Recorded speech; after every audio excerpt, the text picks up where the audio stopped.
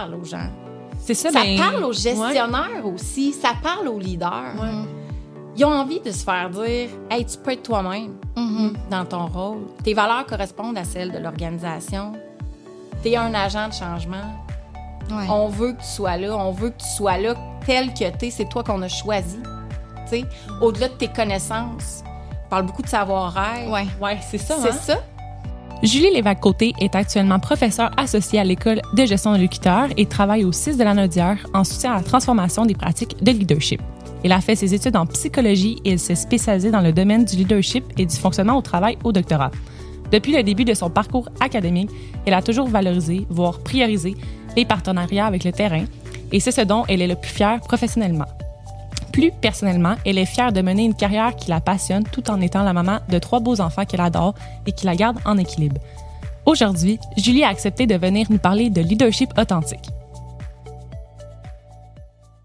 Ben, allô Julie! Allô Julie! Merci d'avoir accepté de venir sur le podcast. Ben, merci à vous autres de l'invitation. Je suis super contente d'être là.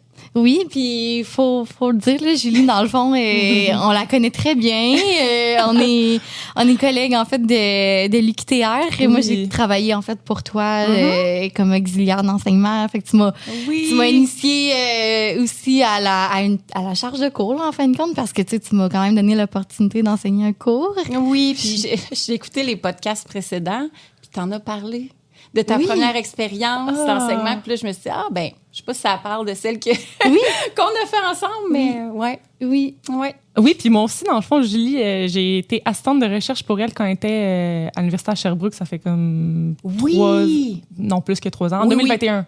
Je pense. Puis puis là, après, il venait à l'UQTR, puis là, on s'est croisés, puis c'est la première fois qu'on se voyait en personne, puis on était comme, on se connaît, salut! les deux! Ouais, salut! Puis là, finalement, on était dans le même laboratoire de recherche aussi. Fait qu'on se connaît toutes, Ben oui! Ben, on travaille ces mêmes thématiques, hein, fait que... Oui, exact. Fait qu'avant, en fait, qu'on embarque un petit peu dans le sujet et tout ça, moi, je suis curieuse de savoir d'où part, en fait, ton intérêt pour la gestion.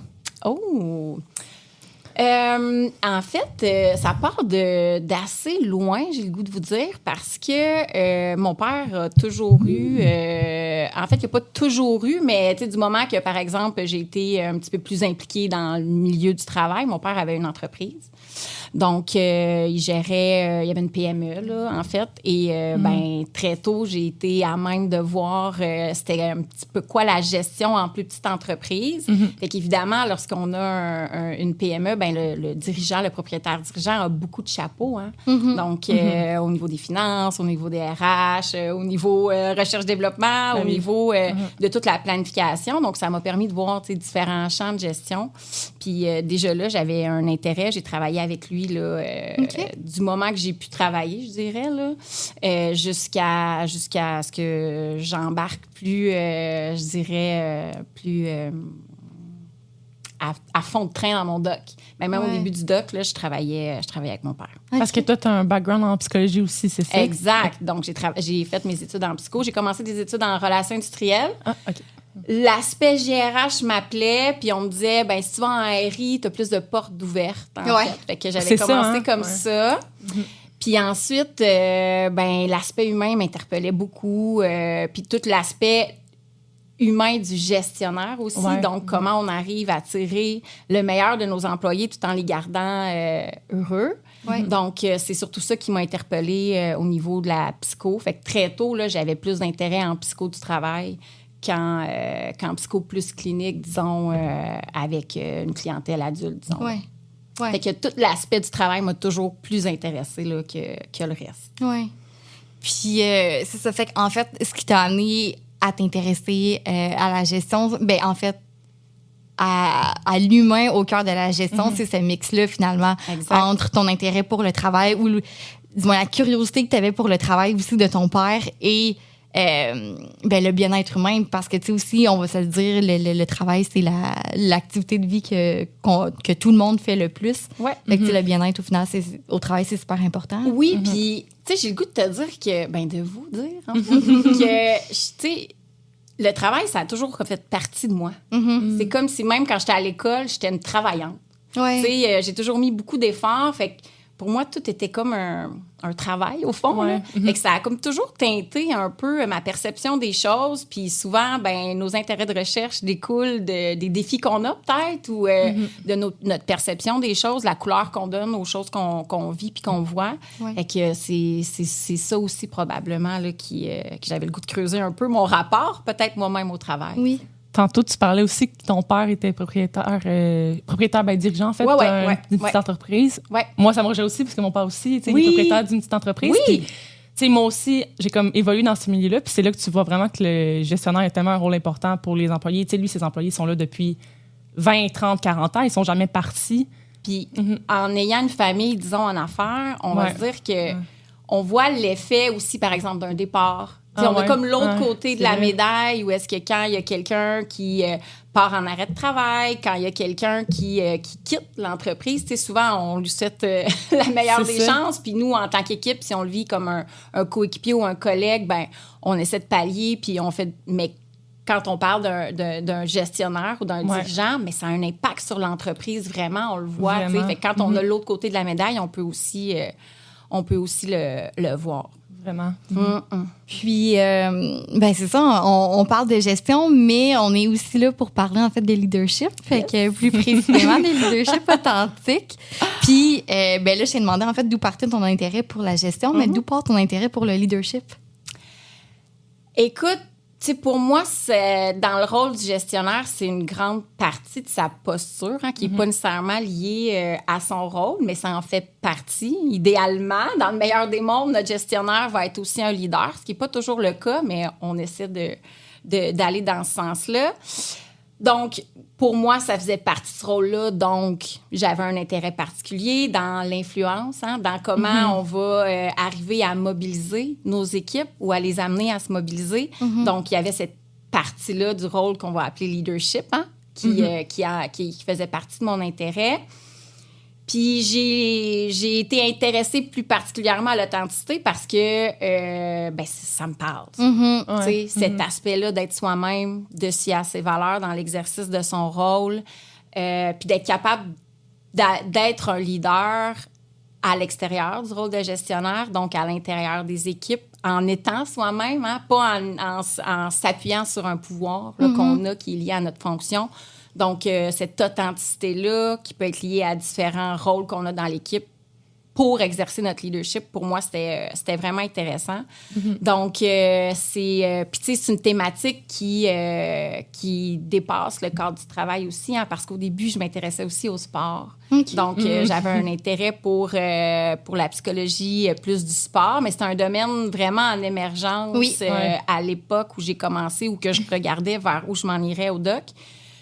Puis, mais le leadership fait aussi partie du sport, donc puis ça fait partie tellement de domaines que ça se transpose vraiment plus largement. Donc, peut-être que sous-jacent à mon intérêt, il y avait ça aussi, le fait qu'on peut le voir dans différents domaines. Là. C'est drôle que tu parles de ça, parce que moi, au début, soit j'allais en psychologie du travail, soit j'allais en psychologie du sport aussi. C'était comme mes deux domaines que j'aurais voulu aller. Puis, qu'est-ce qui t'a fait pencher vers le c'est parce travail? Que c'est ça. Pourquoi? Dans le fond, moi, j'ai fait du sport depuis que je suis jeune, puis on dirait que j'ai tellement été dans ce milieu-là longtemps, puis dans un milieu compétitif, que faire ça même dans mes études après, on dirait que j'ai comme pogné... j'avais plus tant le goût de faire ça. J'avais besoin d'autres choses complètement. Fait que c'est pour ça que j'étais en psychologie du travail. Juste voir d'autres choses autres que le sport, parce que, tu sais, j'ai tellement été dans le sport que je m'identifiais beaucoup au sport. Fait que j'avais besoin de complètement changer mes horizons pour aller voir d'autres choses. Mais je suis certaine que, tu sais, si, admettons, tu t'intéresses au leadership ou du moins si tu es en entreprise, ça va faire partie clairement de thématiques que tu vas avoir à étudier ou que tu vas avoir à intervenir. Ben oui, c'est ça. Tu vas pouvoir faire des liens avec ton expérience. Tu vas arriver avec un bagage que peut-être d'autres étudiants n'auront pas, puis peut-être même d'autres psychologues n'ont pas. Ben, tu sais, la chimie dans une équipe, le capitaine, les coéquipiers, tu sais, c'est un peu ça aussi, le monde du travail, tu sais, le dirigeant, les collègues de travail aussi. Il y a beaucoup, beaucoup de liens. Puis on avait fait justement un projet quand j'étais à l'Université de Sherbrooke sur le lien entre... on était en PME, mais le lien entre la santé mentale des dirigeants et celle des athlètes de haut niveau, comment on arrivait à peut-être transférer les meilleures pratiques de gestion du stress par rapport à l'épuisement, par rapport à la détresse des athlètes aux entrepreneurs. puis voir comment on peut adapter, au fond, les stratégies qu'ils ont à ceux des entrepreneurs. Donc, ça faisait partie là, des thématiques que je trouve qui sont intéressantes, mais aussi qui sont vraiment couplées là, avec sport et travail. Oui, vraiment. Puis, tantôt, quand que je t'écoutais parler, tu mentionnais beaucoup influence, leadership, gestionnaire. Pour les gens qui écoutent, est-ce que tu voudrais peut-être parler de la distinction entre les trois ou comment les trois peuvent venir s'imbriquer l'un dans l'autre ou, comme tu mentionnais, tu peux être un leader, mais pas être en position de gestionnaire ou à l'inverse, être un gestionnaire sans pour autant être un leader. Fait que est-ce que tu pourrais expliquer un peu plus ça? Bien, en fait, on voit le rôle du gestionnaire vraiment plus comme PODC. Là. Donc, là, c'est très gestion, là, mais c'est planification des tâches, l'organisation, la direction aussi, donc diriger nos équipes, puis le contrôle, donc veiller à ce que tout fonctionne bien. Mais lorsqu'on parle de leadership, on est plus dans un pouvoir personnel, donc associé à ce que, idéalement, je suis. Hein? Moi, j'ai le goût d'aller là, mais associé à ce que je suis en tant qu'individu, comment j'arrive à...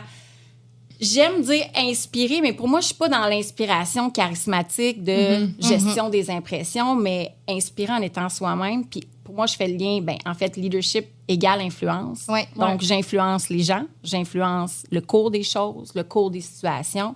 Donc, pour moi, leadership, puis j'ai le goût de dire les auteurs, puis la littérature, c'est de l'influence, au fond. Ouais. Donc, il y a des gestionnaires qui auront peut-être peu d'influence, mais qui seront de bons exécutants, de peut-être les grandes lignes de la haute direction, mais qui vont peut-être s'entourer idéalement de leaders, qui vont les conseiller, qui vont essayer de les influencer par rapport aux grandes orientations à donner.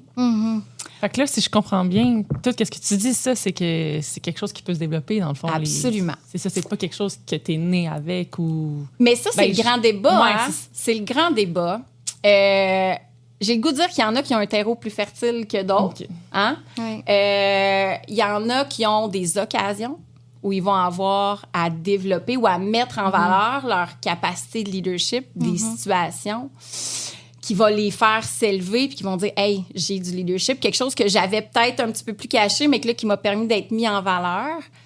Alors que certains auront peut-être moins l'occasion, moins l'envie, mais définitivement, ce que les études tendent à démontrer ou à soutenir, c'est que ça se développe, le leadership. Tu sais, c'est beaucoup associé à des habiletés relationnelles, comme je disais, à notre façon d'être avec les autres. Donc, évidemment qu'on peut s'assurer d'être dans une meilleure posture à ce niveau-là. Fait que, j'ai le goût de dire que ça se développe, le leadership. Puis sinon, on met beaucoup d'argent dans le feu, là, parce que j'ai le goût de dire qu'il y a beaucoup d'entreprises qui s'attachent à cette tâche-là, de dire, hey, là, moi, là, mes gestionnaires, j'ai le goût de développer leur leadership. Mais après ça, il y a la personne qu'on est, la personne qu'on a envie de devenir comme gestionnaire, peut-être développer notre leadership, mais il y a tout l'aspect de l'organisation aussi. Qu'est-ce que l'organisation met en place pour laisser cette latitude-là à leur gestionnaire de dire « Je te laisse une patinoire assez grande pour que tu exerces ton leadership, que tu sois en mesure de m'influencer en tant que peut-être autre direction. Ou en tant que, tout simplement, équipe, tu sais. Je te fais pas juste descendre des décisions, mais je te permets d'en prendre. Puis je permets aussi une certaine marge d'erreur, parce que ça vient avec ça aussi, l'apprentissage. Puis tout ça fait que... Ouais, j'ai le goût de dire que ça se développe, mais j'ai aussi un souci que ça parte de l'organisation. OK. Dans le fond, le leadership authentique, c'est d'influencer tout en restant honnête à soi-même, à ses valeurs, en étant authentique, évidemment. Exact. Parce que je connais le sujet. Un peu. Est-ce que tu voudrais parler des 4 dimensions du leadership authentique? Absolument. Puis, tu sais, pour moi, c'est ça le leadership authentique. C'est pas une dimension qui est être soi-même. Il y a, être soi-même. Donc, pour être soi-même, il faut être conscient de soi, première dimension. Donc, être en mesure de dire c'est quoi mes valeurs, c'est quoi mon style de communication, comment j'arrive à le démontrer aux autres dans la transparence, qui est une autre dimension. Donc, pas juste de le savoir puis d'être très centré sur soi, mais non, dans la démonstration de l'autre, comment j'arrive à démontrer mes valeurs, dans mes actions, comment j'arrive à démontrer aussi mes émotions, parce qu'on parle aussi de transparence relationnelle, donc d'être être en mesure de ressentir cette émotion-là, puis de la démontrer dans un contexte approprié, puis de façon appropriée, parce qu'être authentique, ça veut pas dire, puis je le dis souvent, mais tu sais, dire n'importe quoi, n'importe qui, n'importe comment, c'est pas ça de l'authenticité. Non, il y a quand même une éthique aussi, une moralité en arrière de ça. Exact. Puis il y a l'intelligence émotionnelle, au fond, qui est un concept très relié à l'authenticité. Donc, puis c'est ce qui nous régule un peu, au final. Fait que conscience de soi, transparence relationnelle, perspective morale. Fait que ça, c'est un peu plus flou, mais de se dire, c'est quoi mes standards moraux? C'est là-dessus que je me base dans l'exercice de mes fonctions. Souvent, ce qu'on va dire, c'est que les standards moraux des leaders authentiques vont être élevés, parce que dans tout l'aspect de transparence, bien évidemment que si j'ai des standards moraux douteux, il y a peu de chances que je sois très transparent dans ces standards moraux-là. Donc, conscience de soi, transparence relationnelle, standards moraux élevés.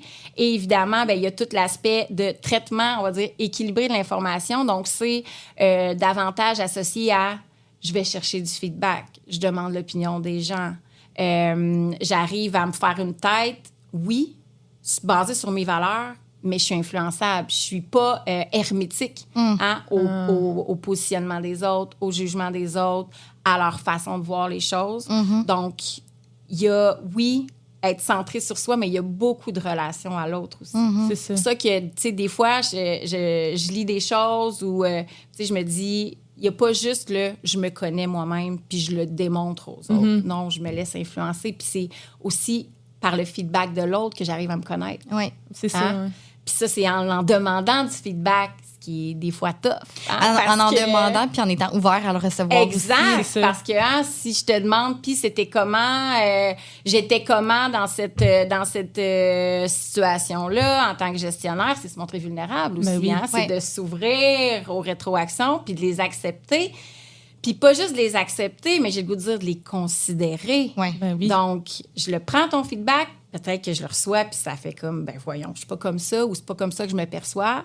Puis idéalement, ça fait du chemin, puis j'arrive à recadrer avec la personne que je veux être.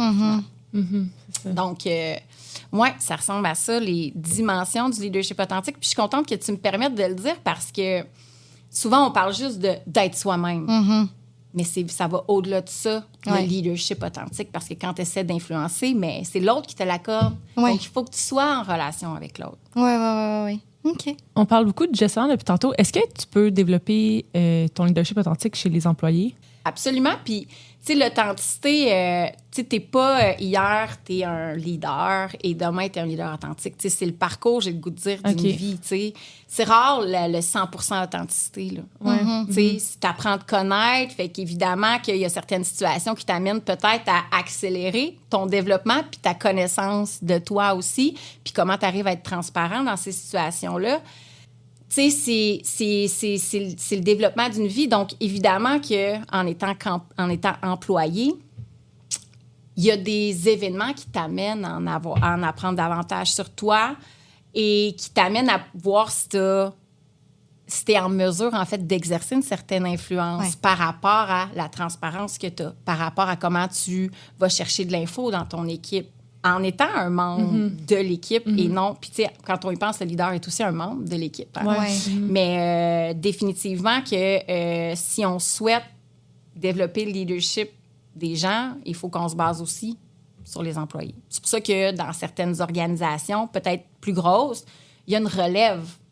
On appelle ça la relève des cadres de leaders émergents où les employés sont peut-être ciblés parce qu'ils ont eu certains mandats, parce qu'ils ont eu certaines situations qui leur a permis de démontrer leur capacité. Puis l'organisation dit « Je t'ai vu, je mise sur toi ». Donc, oui, tu peux développer ton leadership en tant qu'employé aussi, puis idéalement, tu le fais. Oui. Mais je trouve ça tellement intéressant. Pour vrai, on dirait que j'ai comme plein de questions. Mais, tu sais, justement, quelqu'un qui voudrait développer son leadership authentique, tu fais comment? Tu fais comment? Comme je te dis, c'est le parcours d'une vie. Mais est-ce que, si, admettons, on se base sur la théorie, par exemple, il y aurait des antécédents associés à ce que tu es, donc des antécédents individuels associés à l'optimisme, la résilience, la connaissance de tes valeurs, tout ça, fait que des antécédents individuels. Puis si tu es dans une organisation, idéalement, tu as aussi tantôt, je parlais de terreau fertile plus personnel, mais un terreau fertile organisationnel, où on te permet d'être toi-même. Okay. Où on t'amène dans des situations qui vont te permettre d'apprendre à te connaître puis de te laisser cette marge de manœuvre-là. Donc, j'ai le goût de dire que c'est une combinaison individuelle où tu as une quête de toi-même puis de connaissance de toi. Ouais. Mais il y a aussi un espace au sein de la culture organisationnelle, une culture qu'on va dire peut-être, que là, c'est un terme à la mode, mais je pense qu'il est très important, où on va parler de sécurité psychologique. Ouais. Oui. Donc, où j'arrive à être moi-même, parce que c'est ça aussi, à nommer des choses, à pouvoir être transparent, à pouvoir aller chercher le feedback dans un climat de sécurité. Parce que si on est dans la culture du blâme, si on est à taper sur la tête des gens qui font peut-être une erreur de bonne foi, on n'est pas là-dedans. Donc, je ne veux pas apprendre à me connaître là-dedans. Moi, je suis les règles. Ouais. Je ne dérogerai pas de la ligne de conduite qu'on me demande. Ouais. Donc, tu sais, tout ça, c'est pour ça que je me dis, tu sais, si on veut développer l'authenticité ou on veut développer le leadership authentique de personnes dans le contexte d'organisation, mais il faut que l'organisation s'en aille dans ce sens-là. Puisse le permettre. Parce que si moi, Julie, je suis employée d'une organisation, puis je dis, hey, moi, je deviens un leader authentique, puis j'ai envie de miser sur moi, mais que la culture dans laquelle je baigne dit, non, tu vas être de la façon que j'ai envie que tu sois, ou nous, on a un profil de gestion, puis c'est ce que ça devrait être. Bien, évidemment que mon initiative va être bien bonne pour moi, mais il y a peu de chances que j'arrive à le démontrer, à avoir du leadership en ce sens-là. Puis, je vais probablement être frustrée de ce que je vis puis de ce que je suis au final. J'ai l'impression de ne pas correspondre à ce qu'on attend de moi. C'était littéralement ma question que j'allais poser. On parlait beaucoup de valeurs puis de culture. Si jamais tu arrives dans une entreprise où ça ne fit pas, ça ne marche pas, tu peux pas vraiment développer ton leadership authentique si au final, c'est d'être cohérent avec tes valeurs, ta propre personne. À moins qu'il t'ait l'écoute. De gens peut-être qui sont plus influents ou que tu te dis, hey, moi, c'est vers là que je veux m'en aller. Puis là, vraiment, je veux influencer la culture. Fait que là, j'essaie. Okay. Mais j'ai le goût de te dire que tu vas ramer le vent, le courant. Si on rame, on le courant du vent. Mais tu sais, j'ai le goût de te dire que tu vas travailler fort. Fait que si c'est une initiative plus organisationnelle, puis là, j'ai en tête des plus grosses organisations, mais tu sais, dans une plus petite PME, tu sais, peut-être qu'on va avoir plus de pouvoir sur la suite des choses. T'sais. Sinon, dans un cas où c'est une grosse entreprise, qu'au final, tu peux juste partir. Si tu peux pas développer ton... C'est quoi les alternatives, mettons? Théoriquement, c'est ce qu'on dirait. OK. Mais après ça arrive que les gens ont, puis je suis certaine que vous avez des exemples en tête, ou même, tu sais, on en entend des politiciens, des gens qui s'en vont dans des grosses business, des grosses boîtes, puis qui disent, hey, moi, là, je suis arrivée, je voulais changer les choses, mais je me suis fait avaler par... Fait que, tu sais, il y a, oui, j'ai le goût de dire théoriquement, on arrive, puis on se dit, hey, moi, si ça fait pas, même si j'ai pas d'autres options, je vais quitter. Mais parfois, on fait le choix de rester, puis de rentrer dans le moule. Puis, on se dit, écoute, je vais faire ma petite affaire. Puis c'est là où parfois il y a du désengagement aussi, où on arrive à se dire, tu sais, moi, je fais ma petite chose, demandez-moi-en pas plus. J'arrive, je suis comme ça, puis je vais faire littéralement ce qui m'est demandé. Fait que c'est là où il peut y avoir du cynisme, puis il peut y avoir beaucoup de choses qui découlent de ça. Donc, théoriquement, on peut quitter, mais dans le contexte actuel, de façon plus pratique, j'ai le goût de te dire que ça arrive parfois qu'on fait juste notre petite chose puis on reste là. Mais ou on peut se dire, je reste puis j'ai le goût de changer les choses. T'sais. C'est plate parce qu'on dirait que ça diminue le potentiel de l'humain que tu as devant toi. Oui, mais j'ai le goût de te dire, Ève, que ce que je remarque avec la COVID, c'est que ça a mis beaucoup en lumière l'importance de la culture dans laquelle on baigne en tant qu'organisation, l'importance des besoins des employés. Puis j'ai l'impression qu'on n'en a jamais autant parlé. Fait que les entreprises qui qui embrassent pas ce changement-là, qui, c'est ça, prennent pas le bateau pour rester dans notre analogie de rame et de... ben, clairement, ils vont vivre les effets délétères de ça par rapport à un taux de roulement, par rapport à un manque d'employés, difficulté d'attraction. J'ai le goût de te dire que j'ai l'impression qu'on s'en va dans le bon sens à ce niveau-là. OK. Puis on en parle beaucoup d'authenticité aussi, je trouve, quand même, là, qui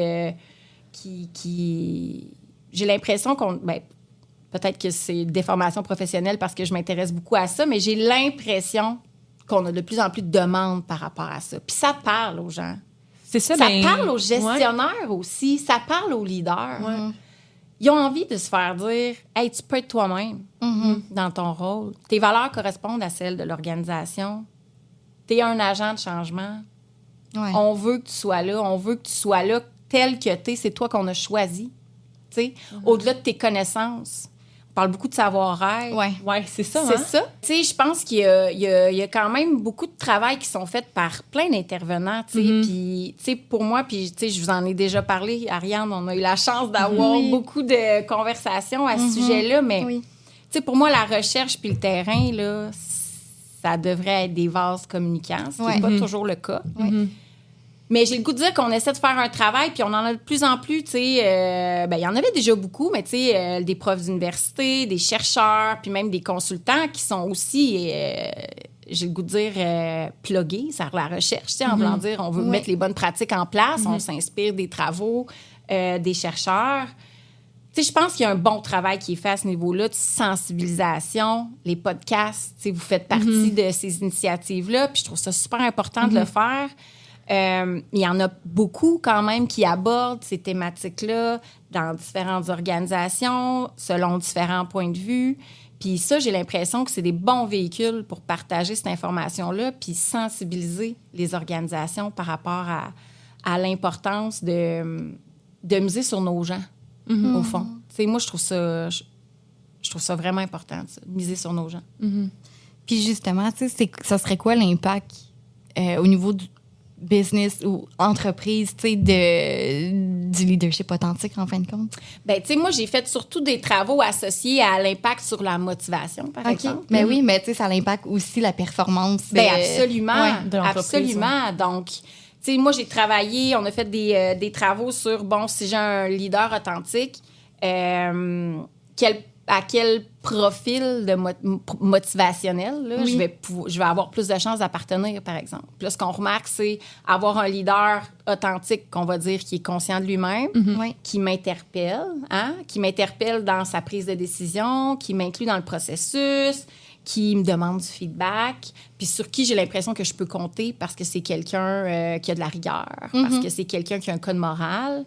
Bien, je vais avoir plus de chances d'avoir un profil qu'on va dire de qualité en termes de motivation, donc être plus drivé par la motivation intrinsèque. Oui, autonome. autonome. Parce que, bon, dans le milieu du travail, tu sais, parfois, il y a des tâches qu'on aime moins, il y a des choses qu'on aime moins faire. Fait que c'est pas toujours dans la joie et le plaisir, mais ça se peut que je trouve ça important, par exemple, ce que je fais. Fait que ce que nos travaux démontrent, c'est que l'authenticité de notre leader en termes de leadership va prédire un profil de motivation qui va être de qualité. Et ça va être associé à la performance.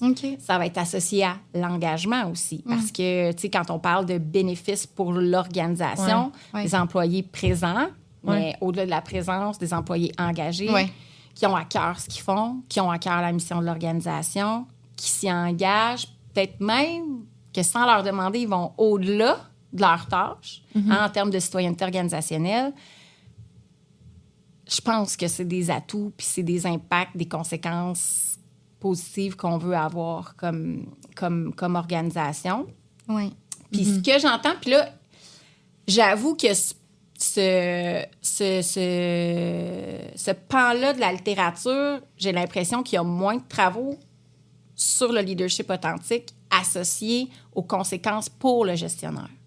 Mais on peut penser que si j'arrive au travail puis j'ai l'impression que j'ai pas mon masque à mettre, j'ai pas mon habit à mettre, mais que j'arrive comme Julie, j'arrive comme Ariane, j'arrive comme Ève, puis que je suis en cohérence avec ce que je pense puis ce que je valorise.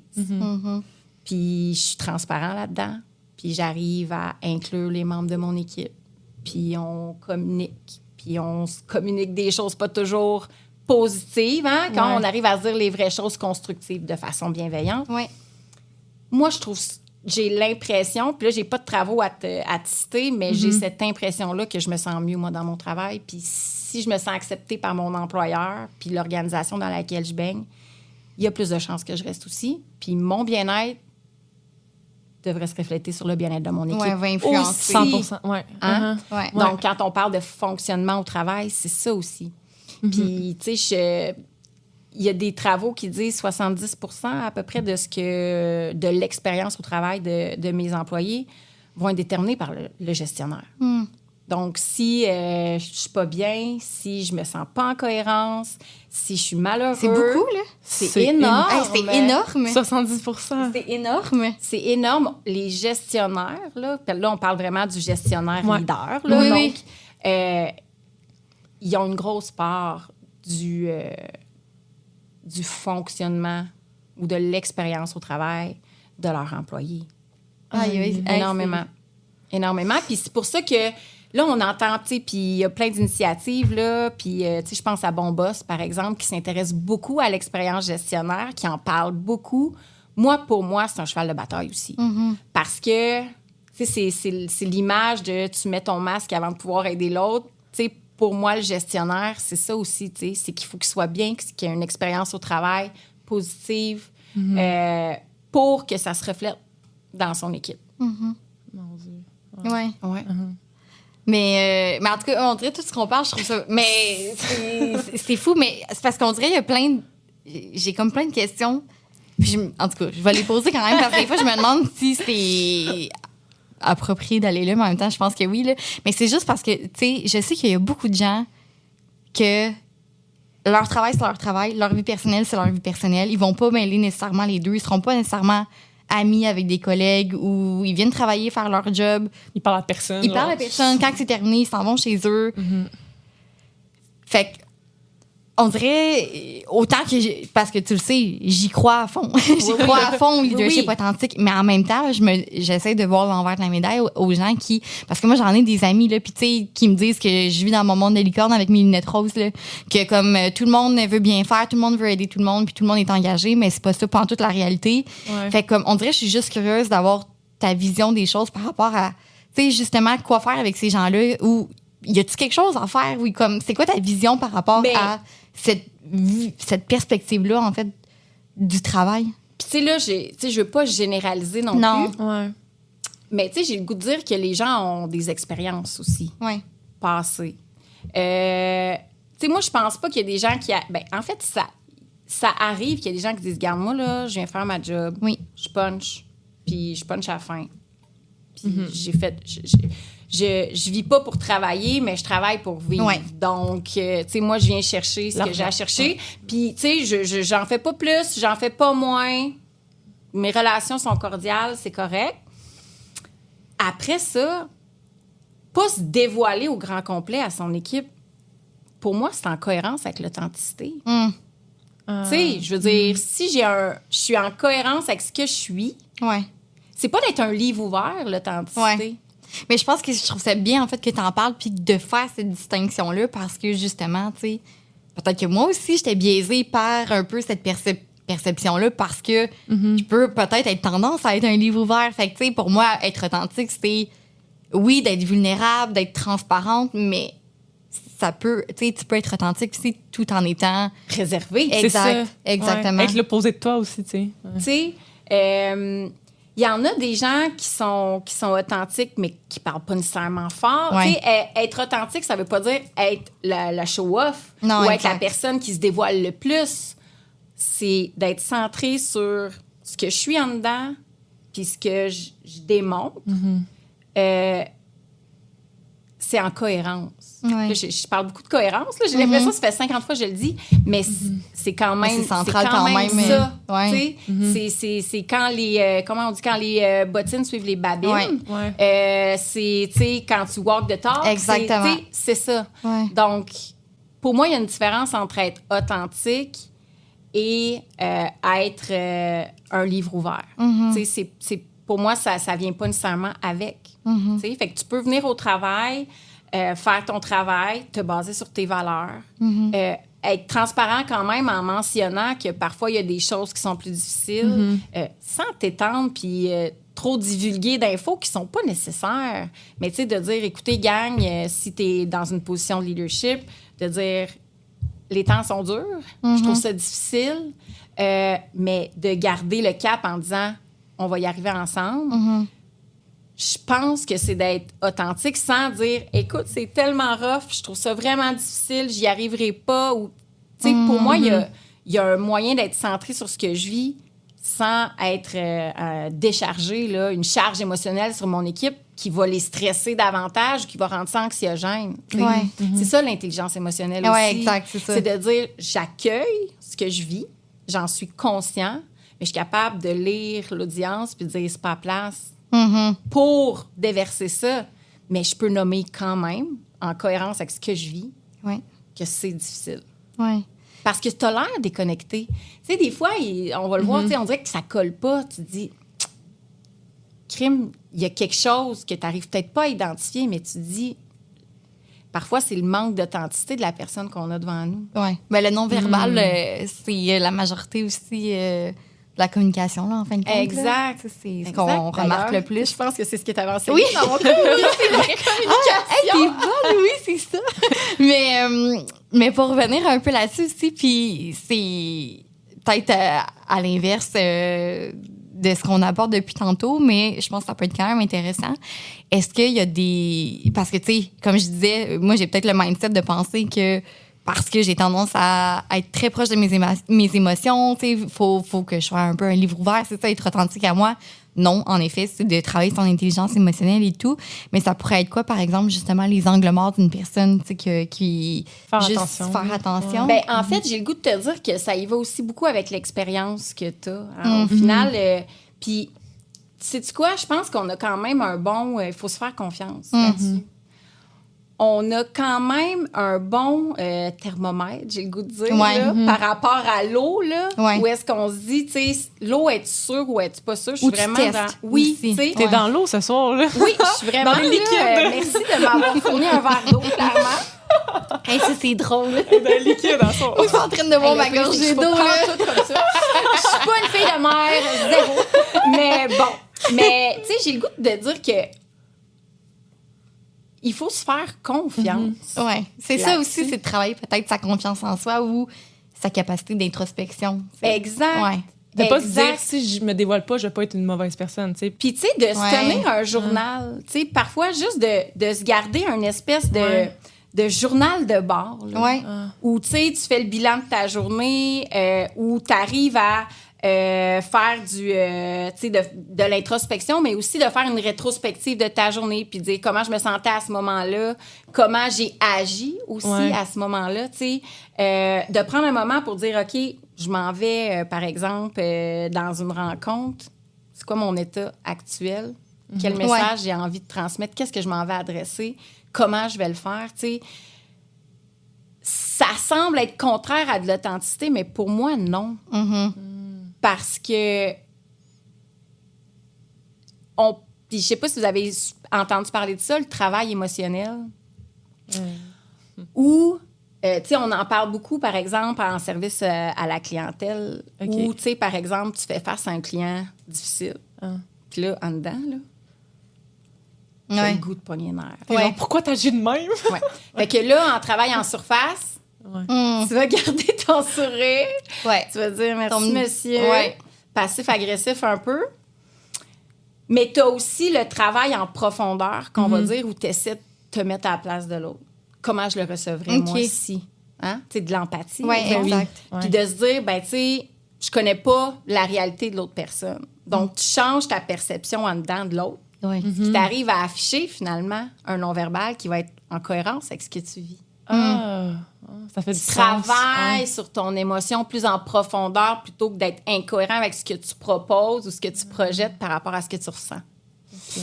Puis, être capable de se mettre à la place de l'autre, dire, moi, si je suis membre de mon équipe, Ouais. comment je recevrais ce que je m'apprête à livrer ou ce que je voudrais entendre ou...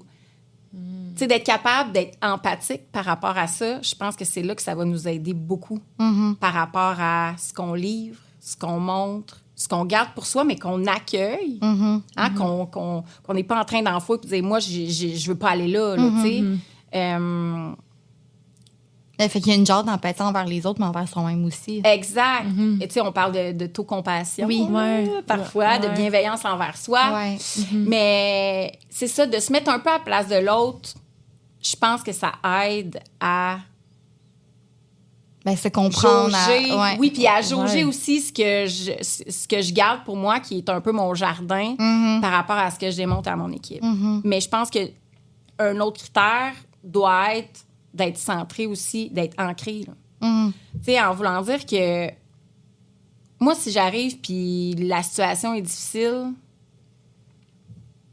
puis que j'arrive et que je dis à mon équipe que tout va bien, puis je parle pas d'une situation difficile personnelle où est-ce qu'ils sont pas au courant, mais par exemple dans une organisation où les temps sont durs, hein, on en connaît, des organisations qui vont moins bien, puis actuellement, la situation économique peut faire que les temps sont durs. Ouais. D'arriver complètement déconnecté, de pas l'adresser parce que tu veux pas aller avec ton équipe, le message qui va être reçu, c'est pas du tout de quoi elle parle, Ouais. de quoi elle parle. Donc, je pense que de refléter la réalité à son équipe, autant associée à ce que je vis ou ce que je suis, Ouais. en étant adapté, en se positionnant comme empathique par rapport à l'autre, comment il va percevoir ça, je pense que ça peut juste être gagnant. Oui, vraiment. Plutôt que de paraître déconnecté par rapport à ce que je projette à mon équipe puis la situation qui est vécue. Mais ça peut développer de la méfiance aussi envers ton gestionnaire parce Exact. que tu sais pas exactement comment il sent, qu'est-ce qu'il pense, si ce qu'il dit c'est vrai ou comme. J'adhère-tu à une vision que je considère déconnectée de ce que je vis, Ouais, de c'est ce ça. qu'on est sur le terrain, puis de ce qu'on reçoit comme message de nos clients? Ouais. Non. Tu sais? ça. Donc, moi, je pense que la transparence adaptée, Ouais, j'aime bien, adaptée. tu sais, parce que je trouve ça important qu'on 100%, le dise, parce oui. que, tu sais... Oui, je suis d'accord. Ça correspond pas non plus en organisation, quelqu'un qui dit tout ce qu'il pense tout haut à n'importe qui. Ouais. Tu sais, mais Oui, ben c'est bien qu'on le nomme parce que justement, tu sais, oui, mettons, comme on parlait au début, il y a les 4 critères, mais comme, tu sais, c'est ça, il y a le gros bon sens aussi dans ces critères-là. ben oui, tu sais. tu sais, Ouais, ben ouais. oui. Il y a la situation qui est devant toi aussi à prendre en considération. Exact. Ouais. Oui. Tout est comme contextuel et justement est adapté à la situation, aux gens et tout. Fait que c'est très complexe, en fin Ouais, de c'est compte. très complexe, Oui, le leadership. Hein? Ben, Authentique, là. en fait, puis c'est drôle, on en parlait tantôt, mais c'est très simple sur papier. Ouais. Tu sais, au ça, fond, hein? on lit ça, puis on Ouais. se dit, hey, moi, là, j'adhère à ça. Ouais. Parfait, mais on le met au test du terrain. Ouais. Hey, sérieux. Tu sais. Puis c'est pour ça que, tu sais, moi, un mandat plus terrain, ça m'interpelle. Parce que, tu sais, au final, tu sais, faire de la recherche, c'est difficile.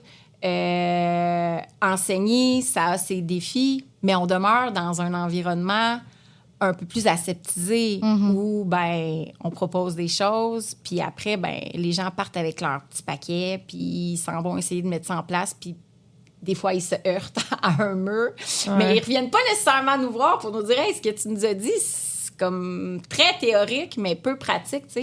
Fait que comment on arrive à modeler ça, ce qui est sur papier, dans la réalité?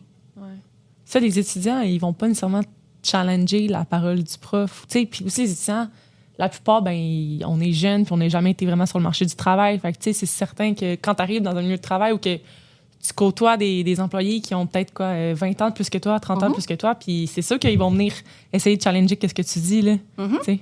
Absolument.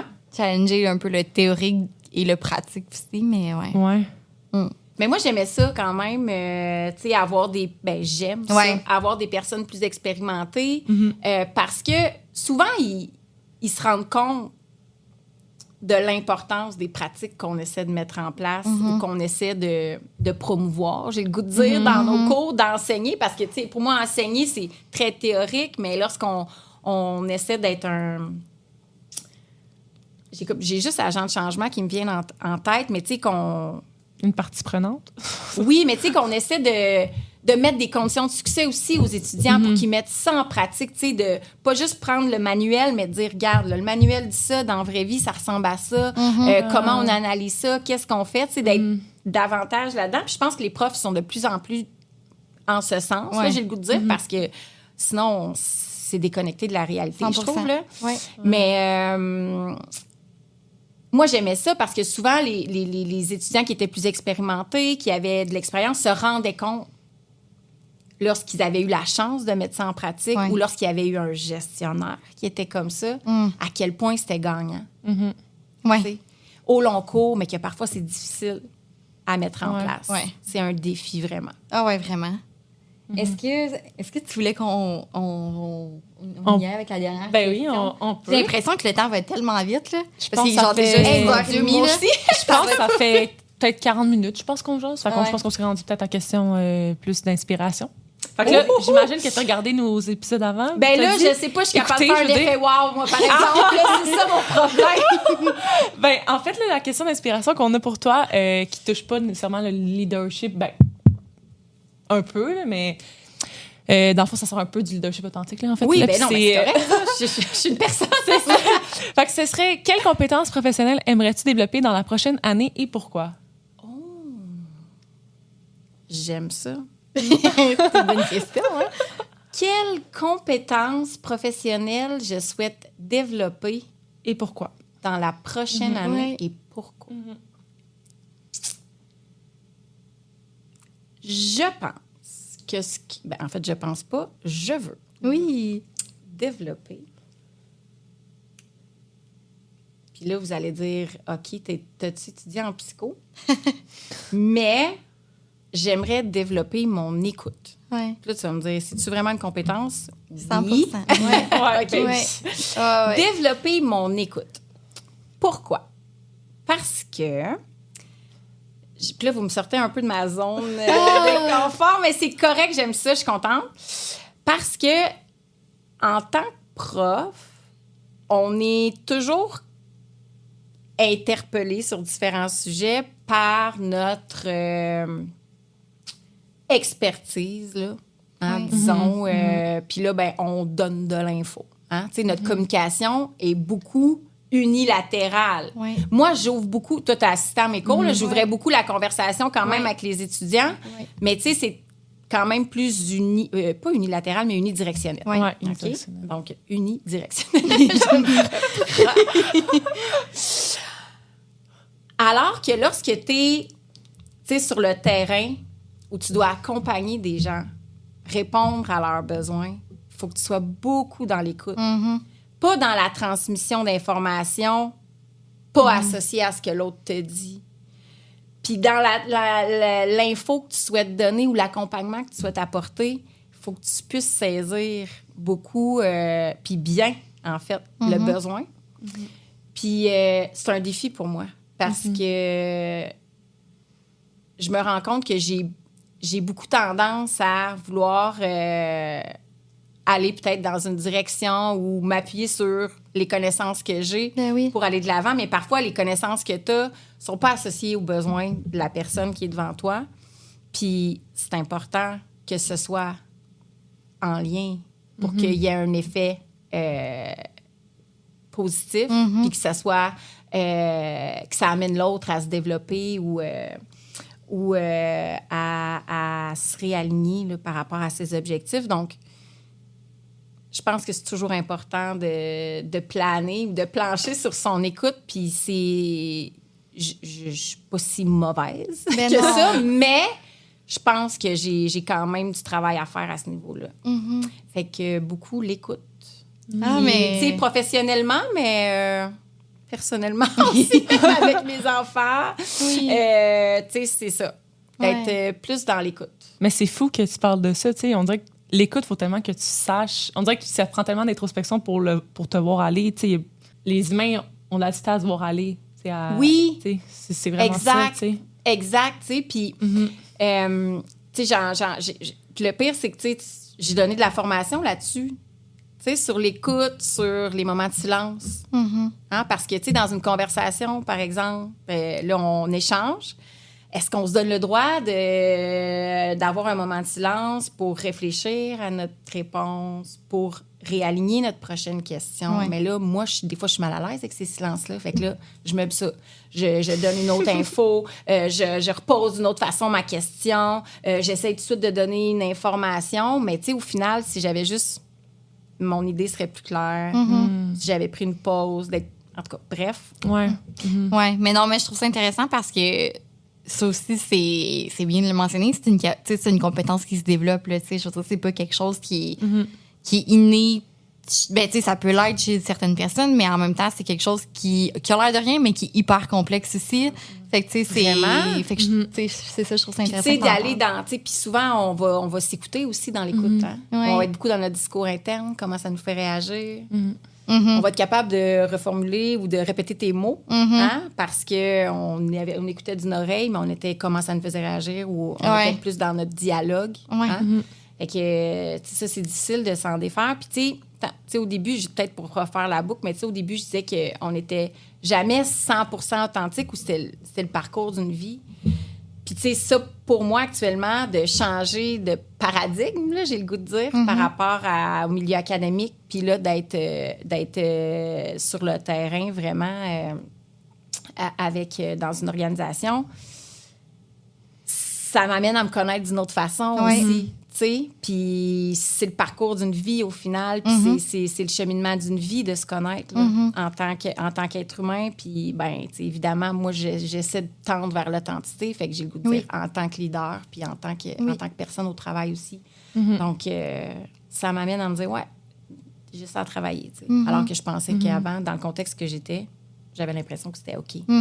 Ouais, c'est vraiment un beau message que tu donnes, là, je pense. Là. Ouais. Oui, mais en tout cas, je trouve que ça conclut vraiment bien l'épisode. Ah, tant mieux! Oui, tellement. Ben, merci full, Hey, Julie. merci les filles à vous autres. Vous m'avez rendu super à l'aise. Vous êtes des pros. T'es Bravo. fine. Merci Bravo pour votre full, Julie. initiative. Merci Oui. beaucoup. À la prochaine.